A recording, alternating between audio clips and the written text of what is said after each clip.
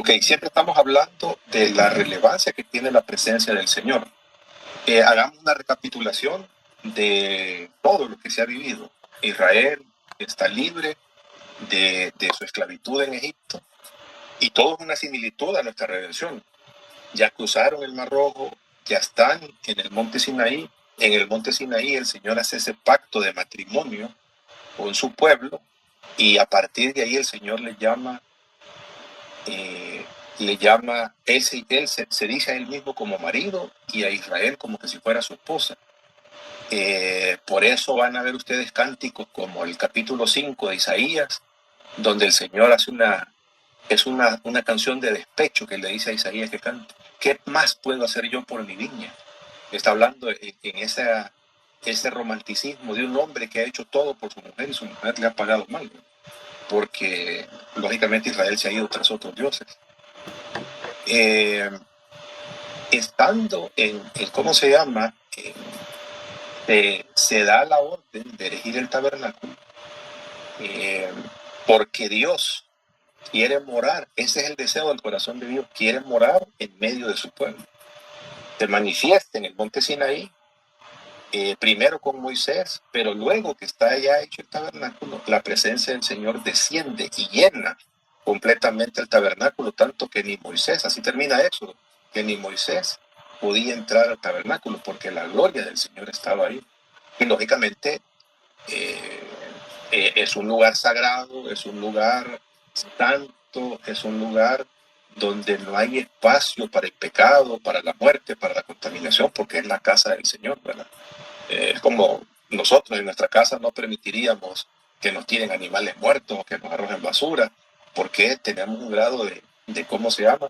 De orden y limpieza en el que todos mantenemos. Pues imagínese Dios, que es un Dios santo, la contaminación que le puede llegar a la casa de Él. Todo, amados, lo que está de las leyes y los rituales y los sacrificios y las ofrendas están dadas para que la presencia del Señor pueda morar en medio de su pueblo. Esa presencia es única, esa presencia es santa, esa presencia es sagrada. No hay espacio para inventos, no hay espacio para que, ¿cómo se llama? Agarremos esto de changoneta y hagamos las cosas. Nadab y Abiú son hijos de Aarón. Acuérdense que de la línea de sacerdotes, los levitas se clasificaban en 3 clases, digamos, de la tribu de Leví. Había unos levitas que eran llamados a ser sacerdotes, que eran aquellos varones que cumplían 20 años y servían durante otros 20 años en el tabernáculo como sacerdotes. Y había uno nada más que era el sumo sacerdote, que es el cabeza, el patriarca, el que por genealogía es designado el sumo sacerdote. El hijo mayor del sumo sacerdote le seguía cuando el anterior moría, así como los reyes, que muere el rey y el siguiente en la línea de sucesión es el que le sigue. Y estaban los levitas, el resto de los levitas, que eran simplemente ayudantes. ¿Por qué lo hacía así el Señor? Porque no toda la tribu podía estar sirviendo en el templo. Porque no todos podían estar cargando las cosas. Los levitas, por ejemplo, aunque eran dedicados al 100% al servicio del Señor, no podían entrar al lugar santo, al lugar... si nos acordamos del tabernáculo, hay una separación entre los atrios, el lugar santo y el lugar santísimo. Si lo fuéramos a ver de una manera de quién tiene acceso a qué áreas, solamente el sumo sacerdote tiene acceso al lugar santísimo, una vez al año, no siempre. Por más sumo sacerdote que sea, no puede entrar al lugar santísimo. Y tiene que entrar en las condiciones que el Señor dice que tiene que entrar, que ya vamos a ver cuáles son. Medio las estuvimos hablando la semana pasada. Los sacerdotes, que son la clase levita arriba de los 20 años y que pasan un proceso de consagración para poder ser sacerdotes, son los únicos otros que pueden entrar al lugar santo. El lugar santo donde está el candelabro para que puedan mantener las llamas encendidas día y noche. El lugar, el altar de bronce, el altar, perdón, de oro, que es el altar del incienso, para que los sacerdotes puedan quemar incienso, los sacerdotes puedan incluso poner los panes de la proposición y comerse los panes de la proposición, que solamente para los sacerdotes, es decir, solamente ellos podían entrar sin ser perjudicados por la presencia del Señor. Y el pueblo podía estar nada más en los atrios. Nadie del pueblo podía entrar ni al lugar santo ni al lugar santísimo. Y este dato es importante porque cuando hay un pecado de ignorancia o de esos pecados que son, ¿cómo se llama?, involuntarios, como los hemos llamado, dependiendo de quién comete la falta, necesita la casa de Dios tener ese grado de purificación.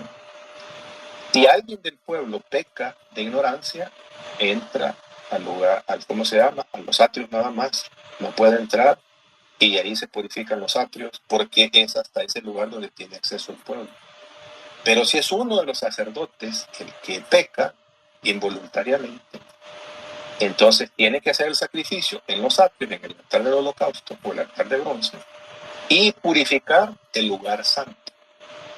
Y por ende, como solamente el sumo sacerdote puede entrar al lugar santísimo, y el sacerdote, el sumo sacerdote, peca de ignorancia, te puede dar el caso. O sea, no estamos hablando de seres humanos igualitos como nosotros. Entonces hay que purificar el lugar santísimo, ¿cómo se llama? El lugar santísimo, el lugar santo y los atrios o la entrada, digamos, al complejo del tabernáculo. Resulta, para ir desmenuzando esta historia y no leerlo, ustedes lo pueden leer después, ya lo hemos estudiado anteriormente, lo que sucedió con Nadab y Abiú. Ellos pasan por un ritual de consagración donde tienen que estar dentro del tabernáculo durante 7 días. Y el Señor les ha dado órdenes estrictas de que tienen que velar por la santidad del Señor. Velar por la santidad del Señor es: no hagan changoneta de esto, no hagan cosas locas aquí adentro, no traigan cosas inmundas. Esto es un lugar santo. Y para ponerlo todavía con mayor peso, para que lo visualicemos nosotros, el deseo del corazón de Dios es que su mundo espiritual, que es su reino original en el sentido de que fue primero, ¿verdad? Porque Dios trasciende, no está, ese reino espiritual fue creado por Él, además la eternidad ha sido una creación de Dios. Él está por encima de la eternidad, porque la eternidad nosotros pensamos que son millones y millones y millones de años, pero es eterno. O sea, hay un reloj que camina en esa eternidad. Dios trasciende a la eternidad porque está fuera del tiempo, pero Él ha deseado morar en la eternidad y ha deseado, el corazón de Él es tener sus criaturas físicas, que no somos espirituales al 100%, somos materiales, tenemos un cuerpo, somos visibles, tenemos otras atribuciones que no tienen los Elohim, los seres espirituales. La idea de Dios es hacer de las dos cosas, de su reino espiritual y de su reino material, uno solo. Es este. Todo el deseo del corazón. Usted me dice, ¿cuál es el resumen de la Biblia? Eso justamente. Ahora, con la caída del hombre, eso ya no necesariamente es cierto. Ahora, el jardín del Edén, con la recién caída de Adán y Eva, está la presencia del Señor ahí en el Edén, pero el hombre es echado de la presencia del Señor por su pecado. Y ahí se separa. Ya hay un mundo terrenal. El problema de ese mundo terrenal, que ahora la muerte ha entrado a ese mundo terrenal, y hay un ser espiritual que gobierna ese mundo espiritual, porque la paga del pecado es muerte, y porque ese fulano está asociado con la muerte. Entonces, necesariamente tiene que haber ese divorcio, esa separación del mundo y el reino celestial. Está esa separación. Cuando Caín peca, es echado de la presencia del Señor, porque el Edén está ahí, el jardín del Edén no pueden entrar, pero cuando ellos hacen ofrendas y hacen sacrificios, lo hacen en las afueras, como que si fueran en los atrios del tabernáculo, para sacrificar al Señor las ofrendas o los sacrificios que le llevaban al Señor. Pero el deseo del corazón de Dios no muere con ¿cómo se llama? Con la caída del hombre. Y lo sabemos por lo que sucede con el arca de Noé, y porque ahora que el pueblo del Señor ha sido rescatado de Egipto, el Señor dice, hagan una casa donde yo voy a morar en medio de ustedes. Ese es como un Edén, que, véanlo de esa manera, es un Edén, es una intersección de lo celestial con lo material. Ese es el reino de Dios en esta tierra. Es como de esas películas, ¿verdad? Donde dicen, es que aquí hay un portal que nos lleva a otra dimensión. Bueno, el tabernáculo es un portal divino que conecta ese reino celestial con el reino material. El problema es que está circunscrito ese reino solamente a esas personas que han sido rescatados, a los que el Señor le llama Israel. Fuera de ese campamento es el reino del mundo. No sé si está claro hasta acá. Esto funciona como las embajadas. Si usted quiere ir a Estados Unidos, vaya a pedir visa y sin tener que agarrar un avión, se va, entra a la embajada, ya está en territorio de Estados Unidos por leyes internacionales. En El Salvador también, allá en las embajadas que tenemos en Estados Unidos, usted quiere ir a El Salvador, estando allá sin viajar a El Salvador, allá hay un terreno. Entonces, el tabernáculo es la embajada, es el reino de Dios aquí en la tierra. Y es un lugar santo, es un lugar que no se puede, aquí no me vengas con inventos, aquí no me vengas, aquí para que yo sea tu rey, necesariamente se necesita hacer mi voluntad, no la tuya. Y ya hemos visto a lo largo y ancho de la Escritura que el Señor a veces permite concesiones, eso es que no es la voluntad de Él, sino que permite que se haga la voluntad de un cabezón, de un ser humano, y las cosas terminan patas arriba. Entonces eso es un claro indicativo de que es mejor buscar y anhelar la voluntad de Dios que querer hacer nuestros propios caprichos y nuestra propia voluntad. Aquí es donde se da lo de Nadab y Abiú.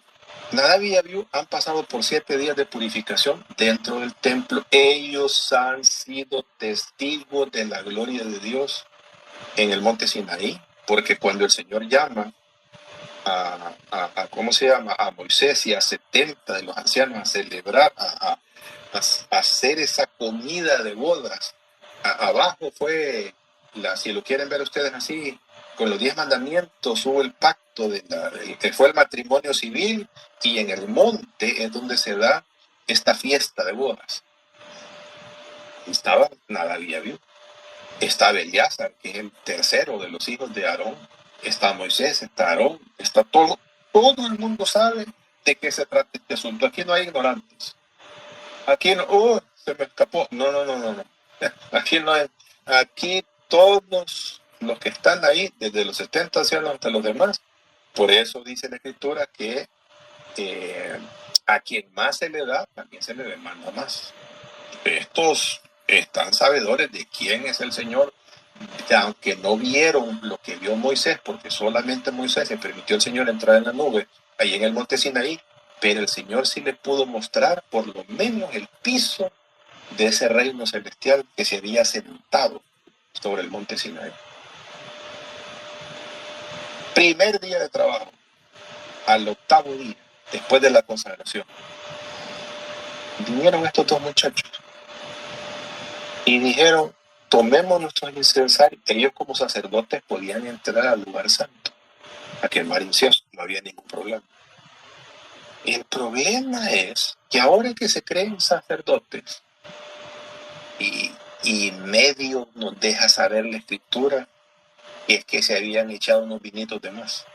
Porque el Señor le dice, después de la muerte de estos dos muchachos, le dice a Aarón: cuando entren al tabernáculo, que nadie tome vino. O sea, tienen que entrar aquí al 100, no me pueden venir aquí al 90, al 85% de sus cabales. Aquí no es, como se llama, no es discoteca para que vengan aquí a querer hacer su voluntad y yo tener que estar aguantando bolos dentro de mi casa. Entran.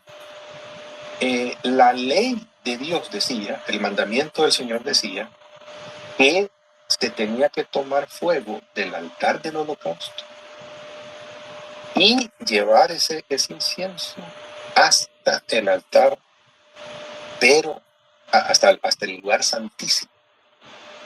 Ahí en el lugar santísimo se tomaban carbones en el lugar santísimo. Esto muy pocos lo saben, incluso muy pocos pastores lo saben. Hay otro altar de incienso. O sea, está una cortina, hay un altar de incienso en el lugar santo y hay un altar de incienso en el lugar santísimo. Para que alguien autorizado por Dios pudiera entrar hasta el lugar santísimo, era necesario llevar carbones del altar del holocausto y quemar esos carbones dentro del altar del incienso, pero dentro del lugar santísimo.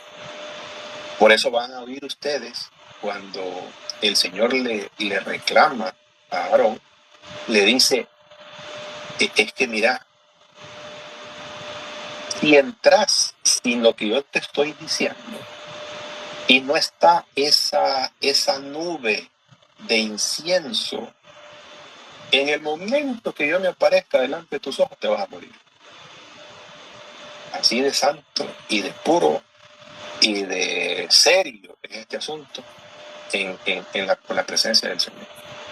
Y vinieron estos muchachos, agarraron fuego de saber de dónde, y envalentonados pasaron los atrios, entraron al lugar santo y dijeron: ¿por qué no? Entremos hasta el lugar santísimo. En el momento que entran al lugar santísimo, sale el fuego de la presencia del Señor y los mata. Vanessa Rivera.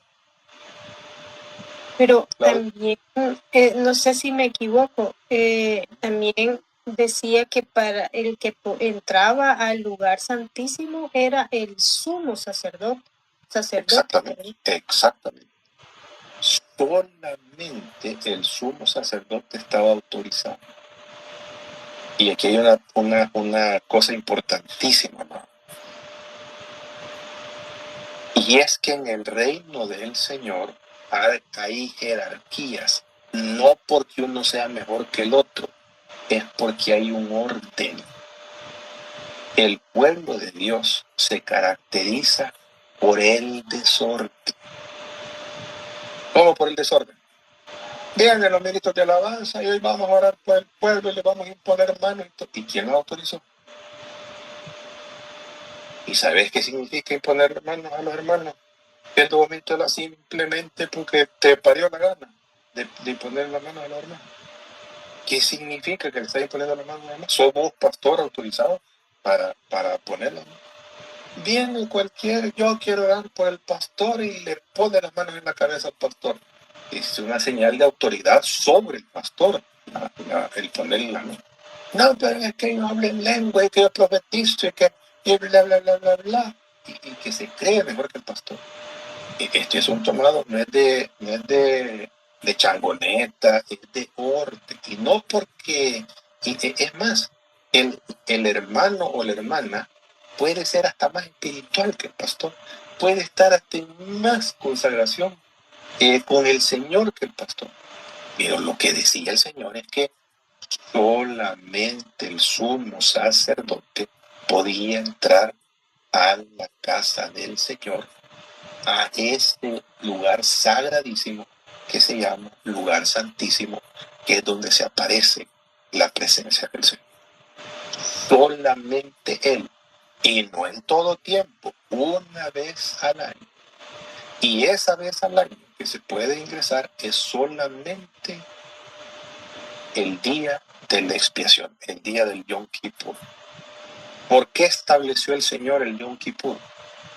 Porque de otra manera, bueno, con Nadab y Abiú quedó claro de que la muerte que estaba fuera de los linderos del reino de Dios, estos fregados hicieron que la muerte llegara a la casa de Dios. Y ustedes tienen que comprender, amado, la muerte, de acuerdo a la Escritura, es un espíritu, pero es un espíritu inmundo. Es un espíritu que no tiene entrada, es como Satanás. Es que Satanás se presentó delante de la presencia del Señor para acusar. Amado, solo hay que leer el Salmo 22 para darse cuenta. ¿Quién entrará al monte santo? Solamente limpio de manos, el que tiene el corazón puro. Y Satanás tiene, pero lo contrario de todo lo que dice los requisitos del Salmo 22. Entonces, la muerte ha llegado y ha contaminado la casa de Dios. Hay una contaminación espiritual y material, lógicamente, porque ahí están los cuerpos. Necesita la casa de Dios purificación. Y es que no nos olvidemos lo importante que tiene la presencia de Dios asociada con su santidad. Hermana Carmencita. Sí, pastor. Entonces, lo que sucedió, lo que nos está explicando ahorita usted, que le faltaron a la santidad en la Exactamente. Hicieron changoneta del oficio sacerdotal. Entonces, cuando el Señor los mató, entonces esa muerte de ellos, eso no debió haber sucedido, o sea, no tenía que haber muerte en ese lugar. Hermanos, ni siquiera una mujer con menstruación podía presentarse en los atrios, porque no entraba al lugar santo, en los atrios, porque estaba ceremonialmente impuro. ¿Y por qué? Si es una cosa normal de las mujeres, para cada 28 le viene a todas las mujeres que están, porque hay un sangrado que es el equivalente a decir que vida está saliendo de la mujer, porque no ha sido fecundado ese óvulo que debió ser fecundado, que es el que produce vida. Entonces, como vida está saliendo, es como que si la muerte llegara a contaminar la casa del Señor. Así de santa y de pura es la casa del Señor. Ustedes se acuerdan, por ejemplo, cuando Isaías tiene la visión del trono de Dios, de la casa de Dios.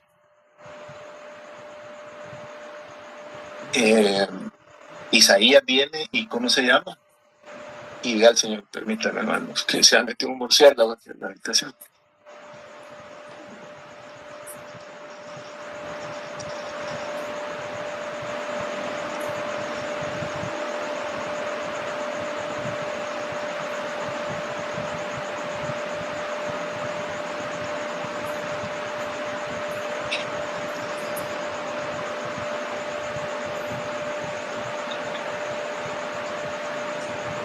Entonces viene Isaías, mira que serafines están arriba de la presencia del Señor, de la cabeza del Señor.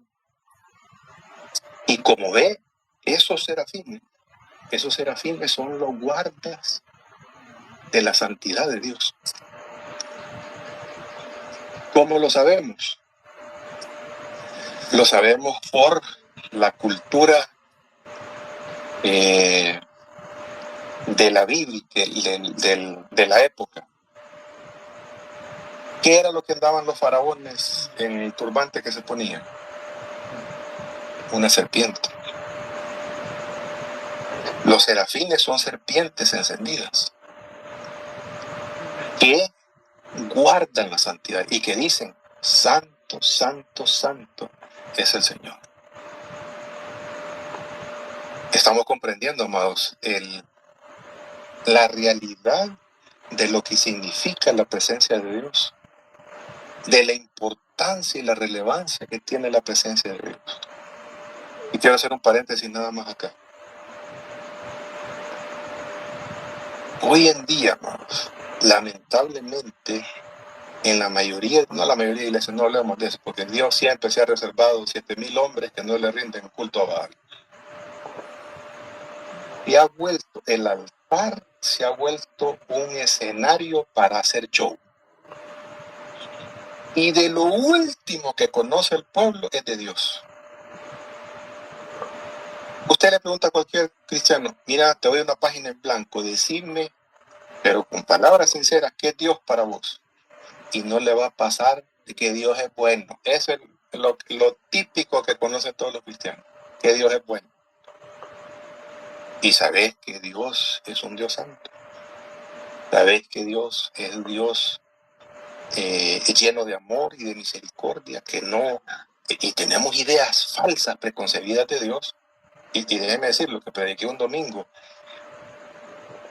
me llena de lástima el corazón de que pastores salieron a la palestra con este caso de las muchachas que murieron ahí en Texas, de ese río que se desbordó, que porque, y no sé si es cierto, yo nunca vi ¿cómo se llama? El alcalde supuestamente, diciendo que si Dios fuera ilegal, que entonces también a Dios lo tendrían que deportar, lo deportarían de Estados Unidos.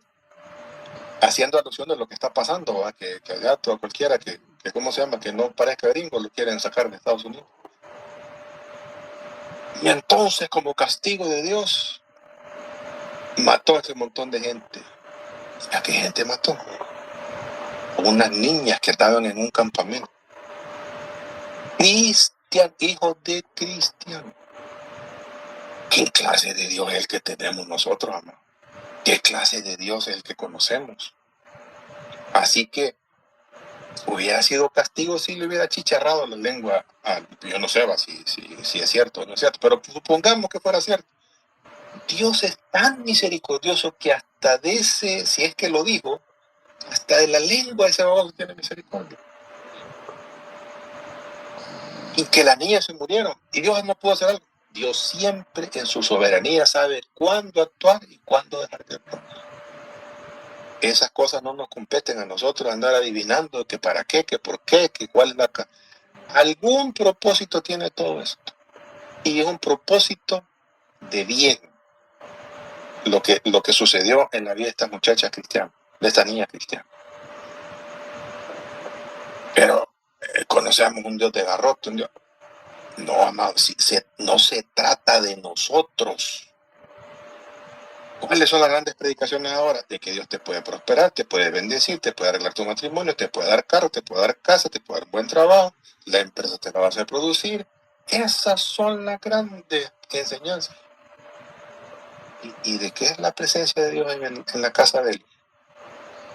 Para que hablemos de Él, para que lo adoremos a Él, para que bendigamos su nombre, para que santificamos su nombre. Es que andamos buscando a Dios por lo que Él puede hacer por nosotros. Pero esto es como andar buscando marido porque tiene pisto.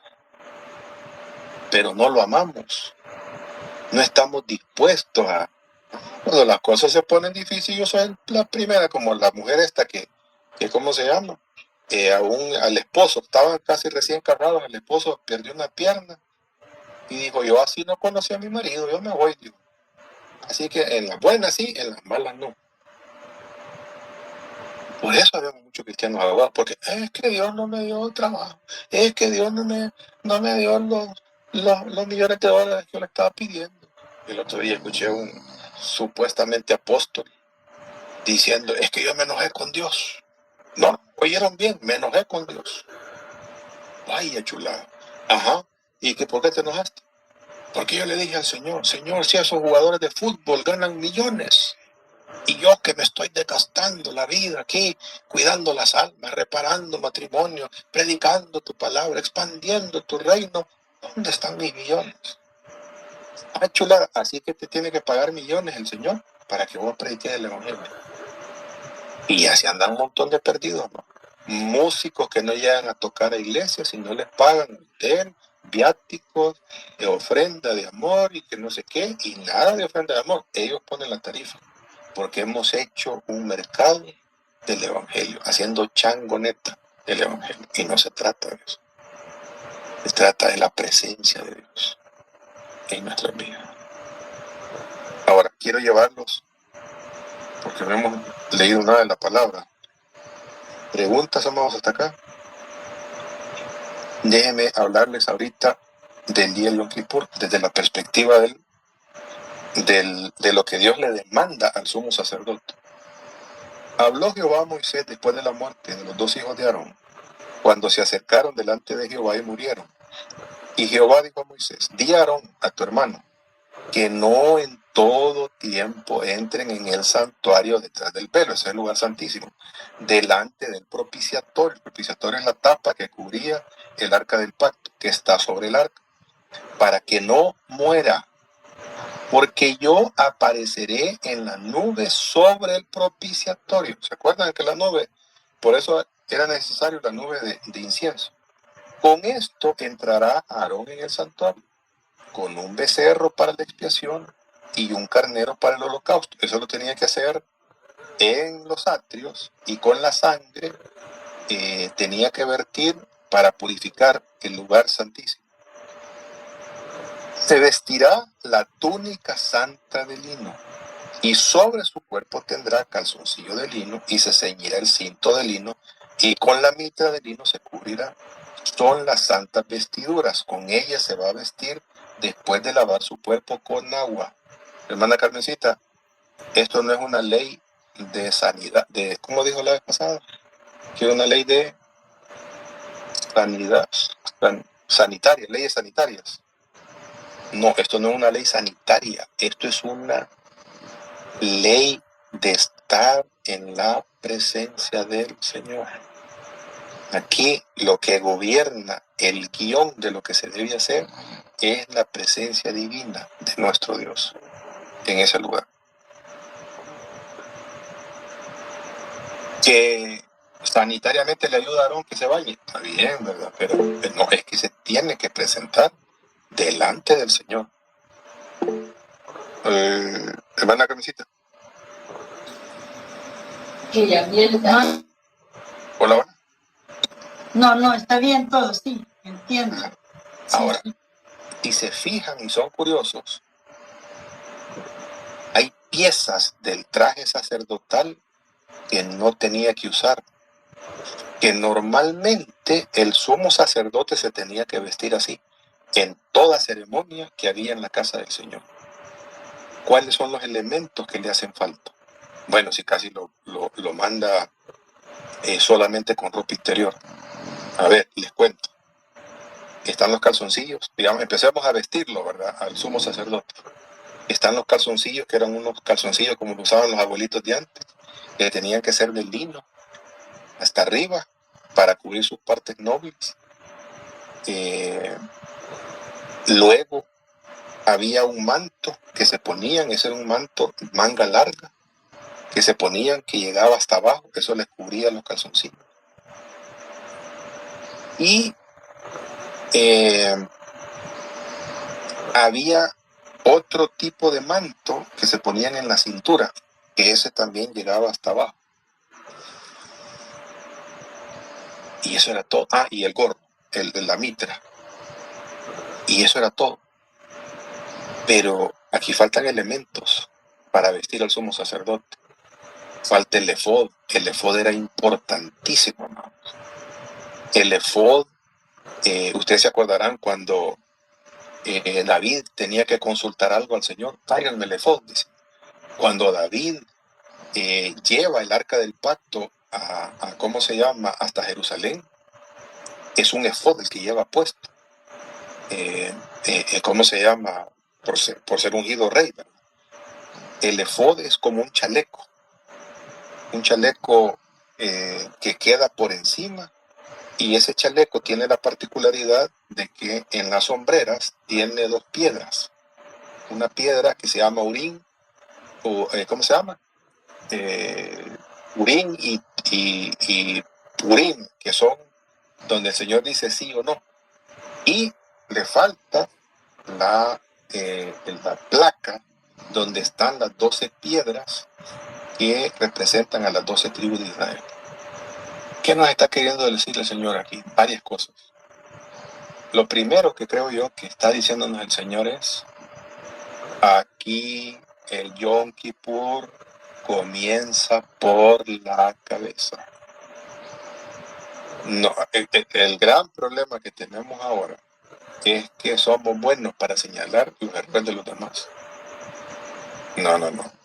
Aarón conocía perfectamente las debilidades y los sufrimientos que tenía el pueblo de Israel. Perfectamente. Y él, por ser sumo sacerdote, podía decir: Señor, yo no necesito purificación, yo no necesito. Mi hijo, vos sos el primero. Con vos quiero arreglar cuentas primero. Y te vas a presentar no en nombre del pueblo. Deja las 12, deja el pectoral afuera, dejate el efod por fuera, porque venís en representación de vos mismo. Y nos vamos a poner a cuentas. Vamos a empezar un borrón y cuenta nueva para que te des cuenta, porque este es el gran problema más que tenemos los cristianos. Hemos reducido nuestra vida espiritual a 3 grandes cosas que ¿cómo se llama? Que no son aceptadas en ninguna de las iglesias evangélicas. Un hermano que fume, uy, hermano, no lo dejemos que tome la Santa Cena. Borrámoslo de la iglesia. Es hermano, echando humo ahí por la cabeza le salió.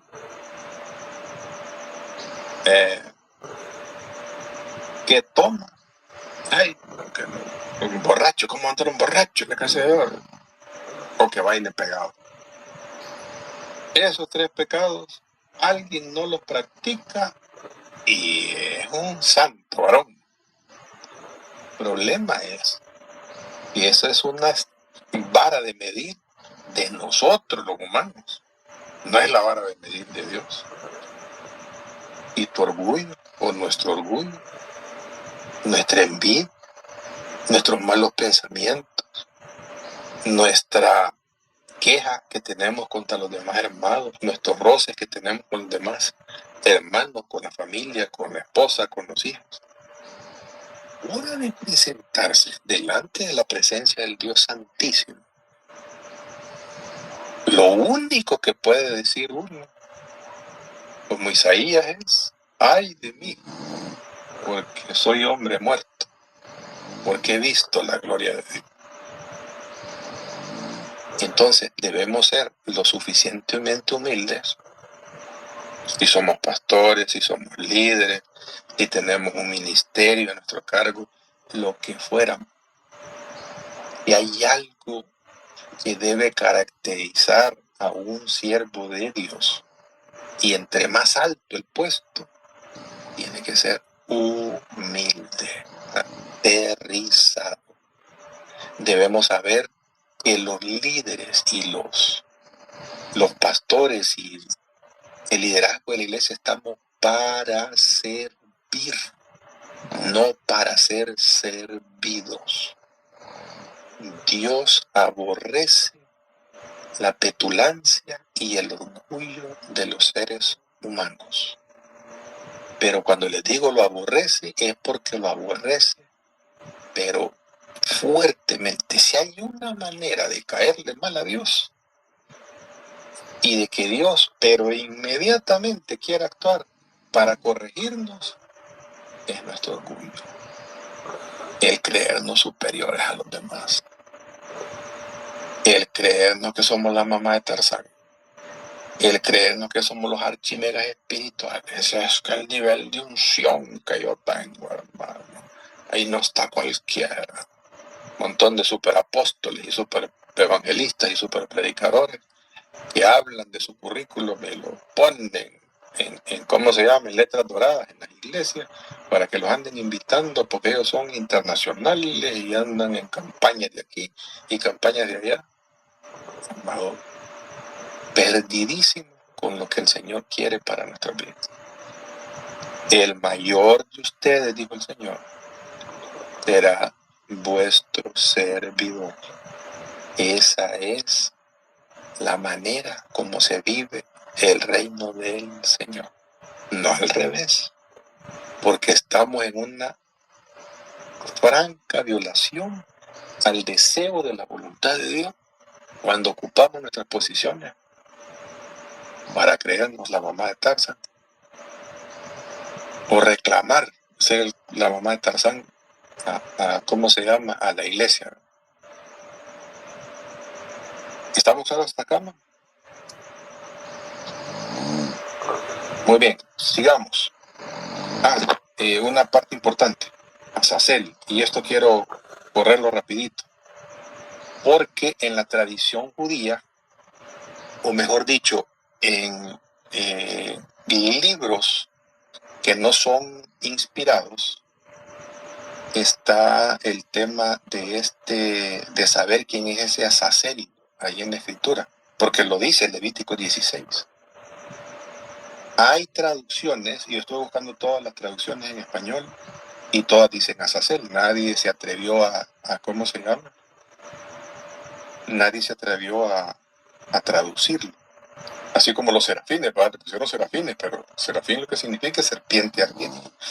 Yo me imagino a los traductores, ¿cómo le vamos a decir al pueblo que se trata de una serpiente ardiente? Este asunto que está ahí en la presencia del Señor, pero es una serpiente ardiente.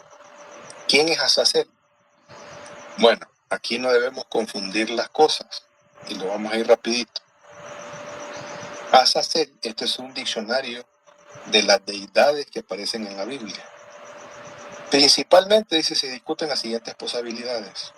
Azazel es el nombre o epíteto de un demonio. Azazel es una designación geográfica que significa lugar precipitado o acantilado escarpado, porque algunos eruditos creen que se trataba de que a la cabra, donde era para Azazel, era arrojada a un precipicio.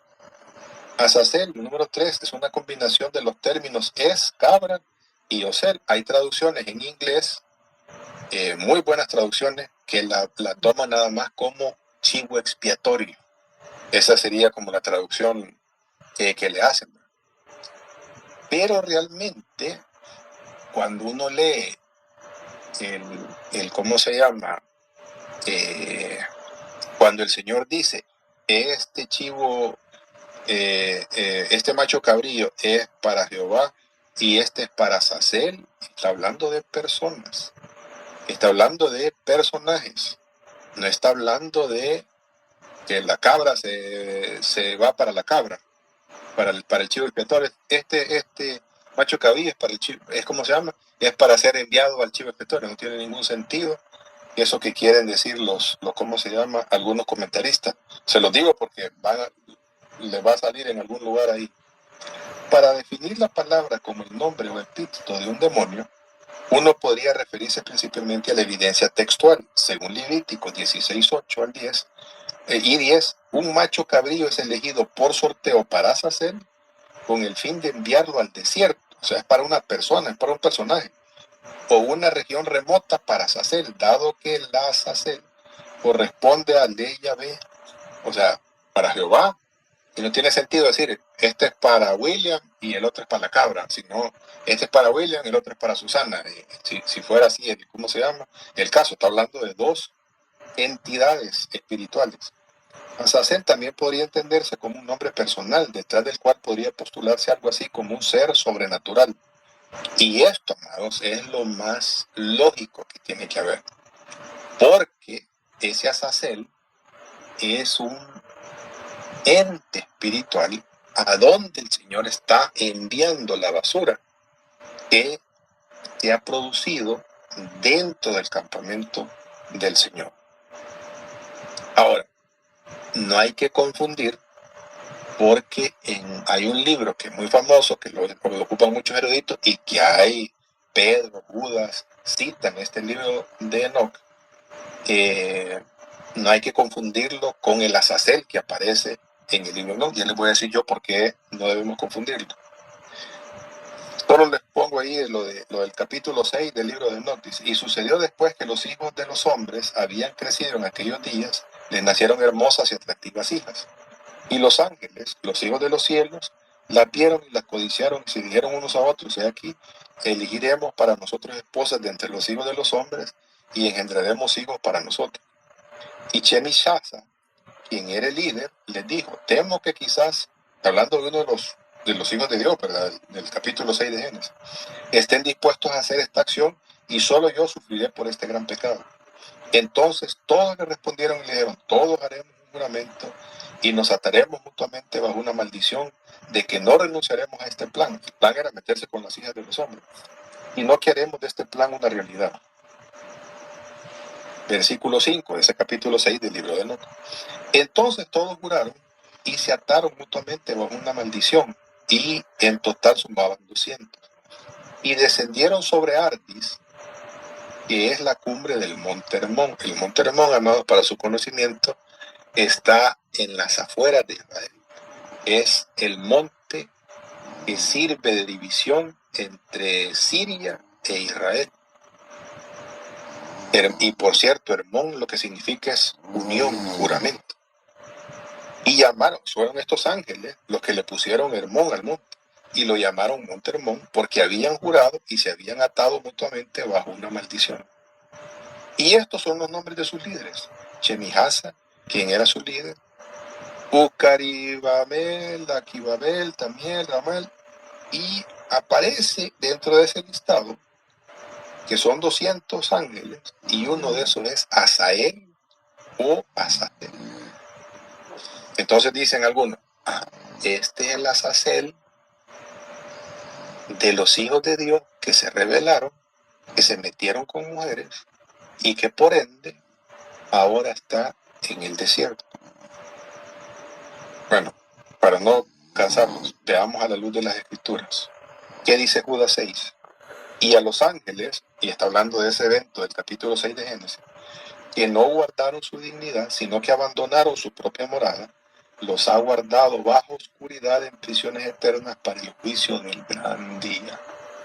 Entonces no se puede tratar de uno de los ángeles rebeldes o de los hijos de Dios que se rebelaron en contra de la voluntad del Señor, porque todos ellos, los que se rebelaron, ya fuera en esa ocasión que se metieron en el capítulo 6 o después del diluvio se siguieron metiendo con mujeres, están bajo prisiones de oscuridad, encarcelados para el juicio del gran día. Es a estos espíritus que habla el Señor, que fue nuestro Señor Jesucristo, a proclamarles el reino, porque ellos querían de alguna manera hacer su propia voluntad sin que la voluntad del Señor se hiciera. Preguntas, somos hasta acá, nos estamos tardando un poco más de la cuenta, ya llegamos a la hora, pero necesitamos terminarlo. ¿Preguntas? Sí, pastor, nada más referente con lo que acaba de mencionar. Y yo creo que la vez anterior le hacía mención de que nuestros hermanos católicos, ellos creo que atribuyen a eso cuando Jesús baja a predicar los espíritus, que ellos dicen de que bajan para predicar a la gente que no conoció del Señor. No. Dice específicamente la Escritura a los espíritus. ¿Vean? Y nunca habla de espíritus en referencia a seres humanos. Siempre cuando se habla a seres humanos se dice almas, ya sí, sea vivos o muertos. Es que yo la vez anterior me topé con un hermano católico en una sala de ventas por allí y me hacía mención de que ellos hacían eso porque así como el Señor Jesucristo les había enseñado que bajó a los infiernos a predicarle a los espíritus. Entonces eso es lo que estaba haciendo alusión a eso. Sí. Lo que pasa es que ellos creen que hay salvación después de la muerte, lo cual esté establecido para los hombres que mueran una sola vez y después del juicio. Y no son hermanos católicos, pero son... Sí hay salvación después de la muerte, ¿verdad? Pero ellos, según yo entendí, es de que ellos haciéndole los rezos... A ver, no, lo dije mal. ellos creen que hay una segunda oportunidad de salvarse Exacto. después de la muerte, y lo cual no es cierto, no es Exacto. Biblia. Ahí sí, Ajá, cabal. ahí sí, pastor, correcto, gracias. Correcto. Ok, otra pregunta, amados, hasta acá. Digamos, terminemos lo de los dos machos cabríos. Hablemos de los dos machos cabríos, rapidito. Primer macho cabrío. ¿Qué creen ustedes de qué se trata de macho cabrío? De la expiación que debe hacer por la descontaminar el tabernáculo. Y de la congregación de los hijos de Israel tomará 2 machos cabríos para la expiación y un carnero para el holocausto. El holocausto es un sacrificio completo dedicado al Señor. Aquí no podía comer nadie de él.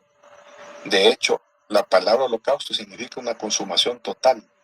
Y era justamente lo que el Señor le pidió a Abraham hacer con Isaac, que lo diera en holocausto, en sacrificio.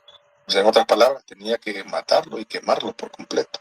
Y ese humo era una señal de cómo se llama, así como el incienso subía a la presencia del Señor, el ¿cómo se llama? El humo que salía del carnero era, ¿cómo se llama? Para la gloria de Dios. Y hará traer a Aarón el becerro de la expiación que es suyo, y hará la reconciliación por sí y por su casa. Ya ve que está hablando, ahorita me está representando vos y tu casa nada más. Aquí no me está representando al pueblo nada más, porque necesitamos ponernos a cuenta vos y yo primero. Y después tomará los 2 machos cabríos y los presentará delante de Jehová a la puerta del tabernáculo de reunión. O sea, los machos cabríos eran llevados no al templo, no al tabernáculo, sino en los atrios. En los atrios es donde estaba el altar del holocausto, el lavabo, y se hacían los sacrificios. Y echará suertes a Aarón sobre los 2 machos cabríos. ¿Se acuerdan las piedras que tenía en los hombros? ¿Verdad? ¿Cuáles para Azazel y cuáles para el Señor? Y hará una suerte por Jehová y otra suerte por Azazel. Ve que está hablando de 2 personas espirituales, 2 entes espirituales. Y hará traer a Aarón al macho cabrío sobre el cual cayere la suerte por Jehová y lo ofrecerá en expiación. Mas el macho lo ofrecerá en expiación. ¿Qué significa en expiación? Lo va a sacrificar, le va a hacer derramar sangre y con esa sangre va a purificar el tabernáculo porque ha sido contaminado. Mas el macho cabrío sobre el cual cayere la suerte por Azazel lo presentará vivo delante de Jehová para hacerle reconciliación sobre él, para enviarlo a Azazel al desierto. Y hará traer a Aarón el becerro que era para la expiación suya, y hará la reconciliación por sí y por su casa, y degollará en expiación el becerro que es suyo. Tomará luego de la sangre del becerro y la rociará con su dedo hacia el propiciatorio. Estamos hablando del lugar santísimo. Al lado oriental, hacia el propiciatorio, esparcirá con su dedo 7 veces de aquella sangre. Después degollará el macho cabrío en expiación por el pecado del pueblo, y llevará la sangre detrás del velo dentro, y hará de la sangre como hizo con la sangre del becerro, y le esparcirá sobre el propiciatorio y delante del propiciatorio. Entonces, en otras palabras, entra él con su macho, con su sacrificio, y después con el sacrificio del pueblo a hacer lo mismo, a purificar el lugar santísimo. Así, haciéndolo el macho cabrío en sacrificio, así purificará el santuario. Ve que todo esto tiene que ver con la presencia del Señor en medio de su pueblo. Dios no puede vivir en una casa contaminada. Y entonces era necesario llevar vida, porque la muerte había llegado, y justamente el pecado es lo que hace.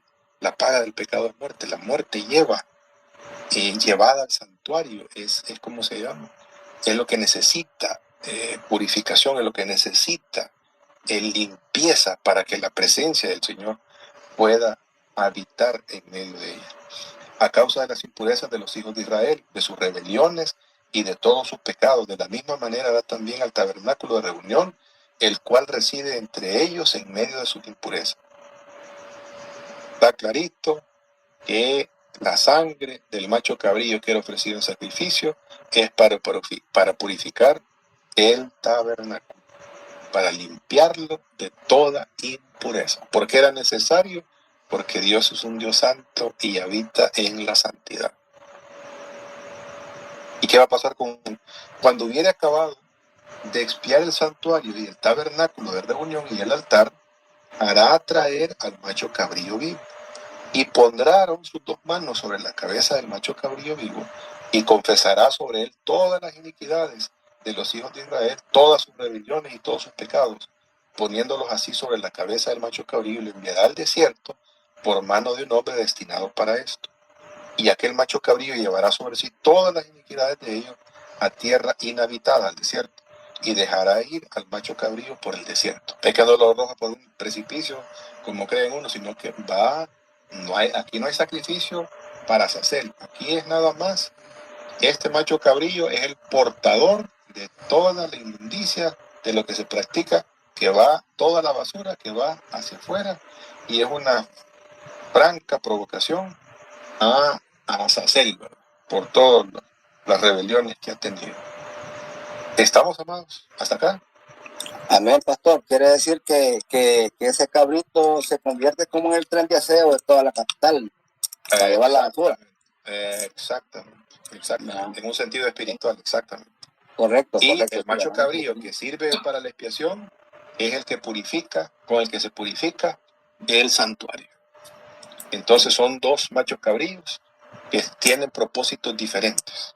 De una forma se entiende, bueno, yo entiendo de que el que purifica, digamos, él hace la purificación y en el otro descarga todo ese Correcto. pecado, se puede decir. Correcto. Y si lo analiza desde el punto de vista de lo que Cristo hizo, él tiene el cumplimiento de lo que hizo los 2, ¿verdad? Con su cuerpo cargó con todos nuestros pecados, pero con su sangre limpió el tabernáculo, no tabernáculo humano, sino el tabernáculo cuando él ascendió a los cielos, para que nosotros pudiéramos tener acceso directamente al Padre Celestial. Sí, así es. Ahora, aquí hay algo importante para que terminemos anoche ya un poco más completo. Hay una demanda celestial, amados, con respecto a su presencia. Dios sabe nuestras debilidades, Dios conoce nuestros pecados, Dios sabe que flaqueamos, que tenemos errores, que estamos en un proceso donde Él está moldeando nuestras vidas para formarnos a la imagen y semejanza de nuestro Señor Jesucristo. Pero no por eso deja de ser demandante en cuanto a su presencia en nosotros. A ver, déjeme resumírselo de esta manera. Si alguien voluntariamente pecaba, el problema con ese pecado, amados, es que se convertía en un pecado de orgullo. ¿Por qué orgullo, pastor? Porque ir en contra de la voluntad del rey era decirle: yo la voluntad del rey me la paso por el arca del triunfo, el arco del triunfo. Y lo va a decir. ¿Qué se merecía ese fregado que pensaba así de esa manera orgullosa? Lo que se merecía y lo que el Señor exigía era que esa persona que de esa manera lo hiciera fuera expulsado del campamento. Fuera. Aquí, para rebeldes, revoltosos, orgullosos, no hay cabida. Veamos. El nacido entre los hijos de Israel y el extranjero que habitar entre ellos, una misma ley tendréis. Para el que hiciere algo por hierro. Estamos hablando pecados involuntarios. Los hierros son pecados involuntarios. Mire ahora el contraste con pecados voluntarios. Más la persona que hiciere algo con soberbia. Aquí es donde está el problema, hermanos. Es que a Dios, el soberbio, no va con él. Es que Dios, el que mira para abajo a sus hermanos, no va con él. Es que Dios, el que mira a su mujercita y la mira y toda rascuachita, y él dice que el que se merece el mismo universo, no va con él. El que mira a su maridito y lo mira, lo único que me puede conseguir, no va con él. Necesitamos, amados, urgentemente deponer nuestra soberbia y queremos vivir en la voluntad, en la presencia de nuestro Señor. Nuestra soberbia aleja la presencia del Señor. Aquí lo que va a decir el Señor es, mire, la persona que hiciere algo con soberbia, así el natural como el extranjero, ultraja a Jehová.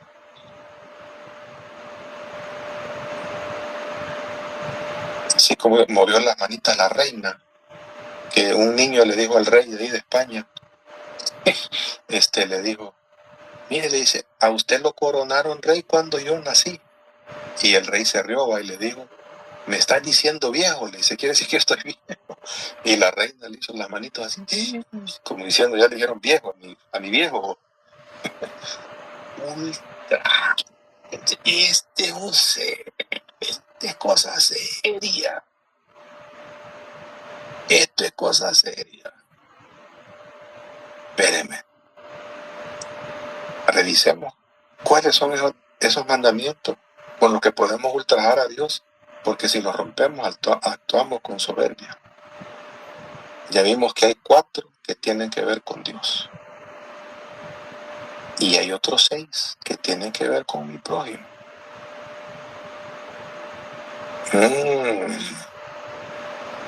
Pastor, meterse con el prójimo es meterse con el Señor. Sí, hermanos. Por supuesto que sí. Aquí no hay desde Génesis hasta Apocalipsis. Es bien sencillo lo que el Señor quiere de nosotros. Amarás al Señor tu Dios con todo tu corazón y a tu prójimo, así como te amas a vos mismo. Aquí no hay medias tintas. Aquí no es de que yo no fumo, ni tomo, ni bailo pegado. Aquí es cómo yo me conduzco delante de la presencia del Señor para que esa presencia sea de bendición para mi vida. Para que esa presencia me abra ese reino de bendición, ese reino de bondad, de riquezas celestiales a mi vida. O me lo cierre, ¿verdad? Porque se imagina usted, vaya usted a ultrajar a un policía a ver qué pasa. Vaya usted a ultrajar a un militar a ver qué pasa. Vaya usted a ultrajar al presidente a ver qué le pasa. Pero voy a volver a repetir, más la persona que hiciere algo con soberbia. Aquí es queriendo hacerlo. Aquí es por voluntad. Si lo quieren ver así, amor, lo que le valió a David que no lo echara de la presencia del Señor es que David no actuó con orgullo. ¿Qué es actuar con orgullo, amor? Autojustificarse. Y pues, ¿por qué no le manda a poner cortinas ahí a la mujer si no quieren que la vean chulona bañándose? Y yo no soy el rey, pues. ¿Y para qué me hiciste a mí de calenturiento, así como soy? Si hubiera justificado. No, yo no fui, mire. Y empieza a ocultar ahí las cosas y a buscar testigos falsos para que me digan. Y saco los comunicados ahí en el periódico que yo no fui y que no era mi Ferrari, sino que el de... ¿Me explico? Como hacen los seres humanos. David no. David sabe que está viniendo la palabra que le dicen tan directamente a la presencia del Señor. Y David lo que hace es agachar la cabeza. Y David dice en el Salmo 51, dice, al corazón contrito y humillado, el Señor no menosprecia. Dele vuelta la tortilla al corazón soberbio y orgulloso, el Señor lo desecha. Y no estamos hablando de salvación y vida eterna, no. Estamos hablando de nuestra vida, de reino aquí en esta tierra. Esa persona será cortada de en medio de su pueblo. Aquí no hay espacio para soberbia, por cuanto tuvo en poco la palabra de Jehová y menospreció su mandamiento, enteramente será cortada esa persona, su iniquidad caerá sobre ella. En otras palabras, alguien peca con soberbia, afuera. Aquí hay espacio para gente humilde, aquí hay espacio para gente que quiera vivir bajo la soberanía de Dios, espacio para gente que quiera vivir bajo los mandamientos del Señor. Fuera de eso no hay espacio. Y lo otro es que su presencia estaba condicionada a que el pueblo, o sea, la permanencia de la presencia del Señor era: hagamos lo que hagamos, la presencia del Señor aquí va a estar siempre. No. La paciencia del Señor tiene límite. Esa no es ilimitada como su poder, no es ilimitado como su amor, no es ilimitado como su misericordia. Tiene límite la paciencia del Señor. La Biblia habla claramente de que le podemos colmar la paciencia al Señor. E Israel se la colmó, amado. Y hay todo un argumento ahí, ¿verdad? En versículos bíblicos y todo. Pero déjeme resumirlo por temas de tiempo. La presencia del Señor pasó del monte Sinaí al tabernáculo. Y cuando llegaron a la tierra prometida, del tabernáculo al templo, cuando lo construyó Salomón. Pero por la rebeldía de la nación, por irse tras otros dioses y por hacer mercadería de sus propios hermanos, a no hacerle justicia a la viuda, al huérfano, a que la tierra, el reino de Dios se llenara de sangre por las matanzas, por los dioses, por los niños que quemaban a Moloch. La presencia del Señor salió del lugar santísimo, pasó al lugar santo, salió por la puerta oriental y se fue. La gloria de Dios salió de Israel, de su rey. ¿Qué implicaciones tiene eso, pastor, de que la presencia de Dios se salga? Amados, cuando llegaron los babilonios, los agarraron como niños sin mamá, porque la cobertura del que habla el Salmo 91 estaba. Porque lo que dice el Salmo 121, el Señor guarda a Israel.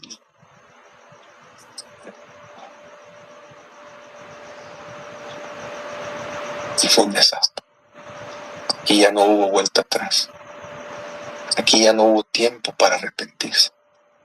Aquí ya se había colmado la paciencia. Se había llegado a los límites de la paciencia del Señor. Y entendamos esto, amados. La presencia de nuestro Dios es un privilegio enorme que cuesta la sangre preciosa del Cordero de Dios. No la podemos menospreciar, no la debemos ningunear, no la debemos profanar, no debemos querer por agradar a las personas, amado, meter. Llegamos pues un domingo a Marito Rivera y hacemos un bailón, güey. Llenamos aquí el culto. No se trata de llenar el culto, se trata de hacer la voluntad de nuestro Padre Celestial. Se puede ir la presencia del Señor de las iglesias. Revise el mensaje del Señor Jesucristo a las 7 iglesias y usted se va a dar cuenta de que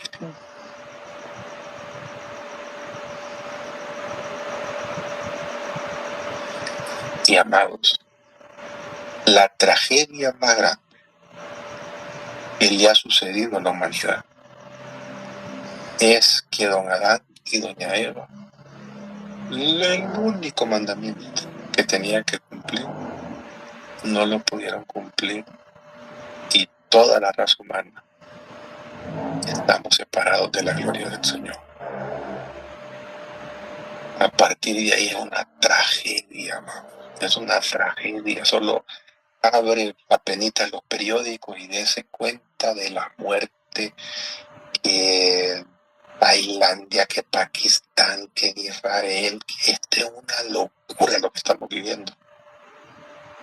¿Por qué? Porque estamos separados de la gloria del Señor.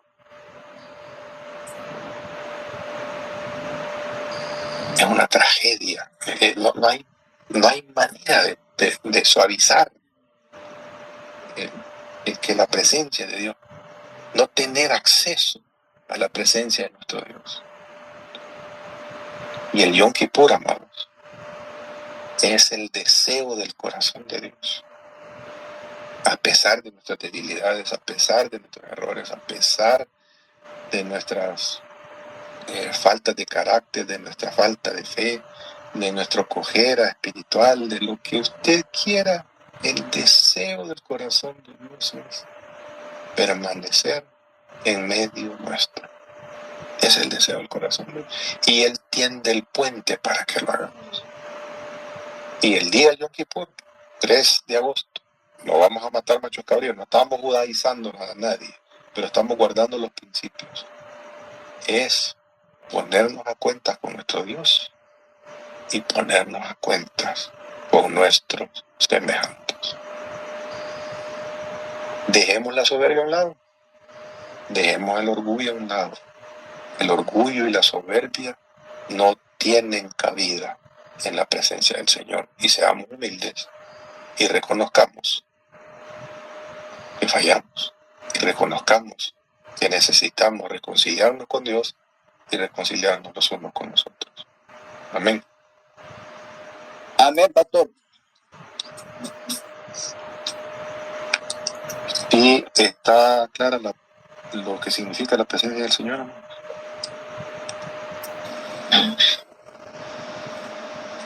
Ok, ya nos pasamos ya media hora de la hora, pero creo que valía la pena que termináramos esa parte ahora.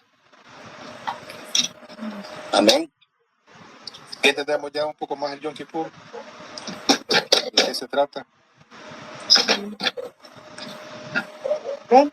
Ok, amados. Entonces, que pasen buena noche y que el Señor me los bendiga.